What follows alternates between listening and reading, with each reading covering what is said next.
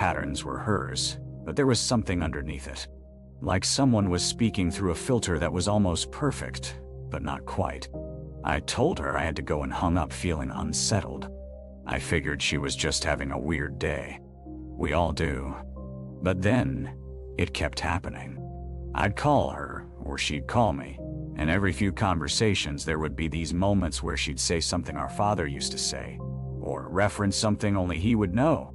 And each time, that voice underneath her voice would be slightly more noticeable. It was like listening to someone who's trying very hard to do an impression of your sister, and they're 95% accurate. But that last 5% is what got under your skin. The second week in, I drove over to her apartment. I hadn't told her I was coming. I wasn't even sure why I felt the need to see her in person, but I did. She answered the door in her pajamas at 6 p.m. That was unusual. Sarah was typically put together, even at home. She looked tired. Not sick, just exhausted. The kind of exhaustion that comes from not sleeping properly in days. "Hey," she said.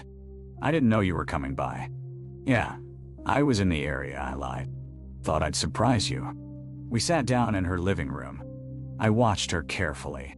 She moved like Sarah. She laughed like Sarah. But there was something in the way she sat, the way she held her posture, that wasn't quite right. She was sitting too still, too composed. We talked for maybe 20 minutes about normal things. And then, completely unprompted, she said, "Remember when Dad took us to that lake? We had been to a lake with our father. Once." "What?" "When Sarah was 8 and I was 6. We didn't have any particularly special memories from that day. It was just a regular family outing. But our father had told a story about it for years. Something about how he'd seen a fish jump in the exact spot where Sarah was standing, and how she'd laughed so hard she fell backward into the sand." "Yeah," I said carefully. "I remember. I think about that sometimes," she said. And then she smiled. It was Sarah's smile, the one where her left dimple showed more than her right. But her eyes didn't change when she smiled. They didn't crinkle at the corners. They stayed flat and empty. I felt my stomach drop. "Sarah, I need to ask you something." "Okay," she said, tilting her head slightly. "Are you okay? Like, actually okay?" She didn't answer right away. She stared at me for what felt like a very long time. And in that moment, I was absolutely certain that whatever was behind her eyes was not my sister.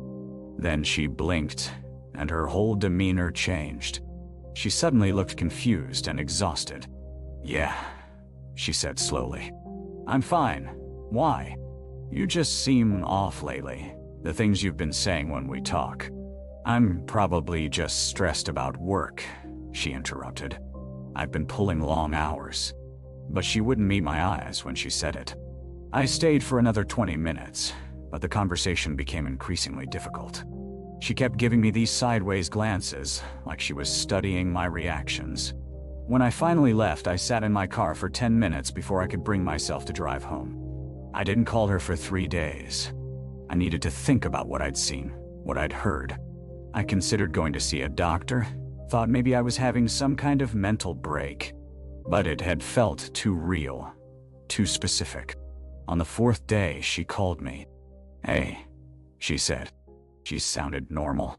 Completely normal. "Hey, how are you?" "Good.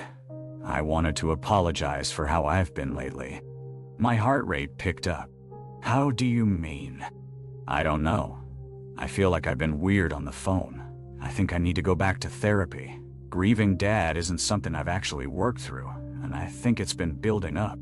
She said it all in a rush, like she'd rehearsed it. And maybe she had. Maybe she was trying to convince me that everything was normal. Or maybe she was trying to convince herself. "Sarah, I'm going to call Dr. Morrison tomorrow and see if I can get back in," she continued, talking over me. "I think that would help." "Okay," I said, because what else could I say? "That's good. I have to go," she said. "Talk later?"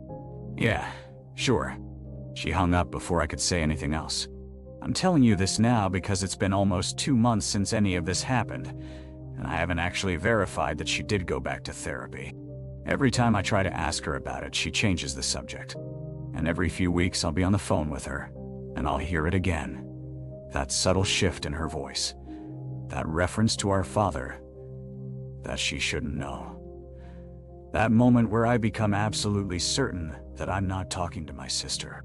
But when I press her on it, she denies it. She says I'm imagining things.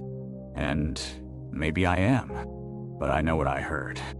And I know what I saw when I looked into her eyes that night in her apartment.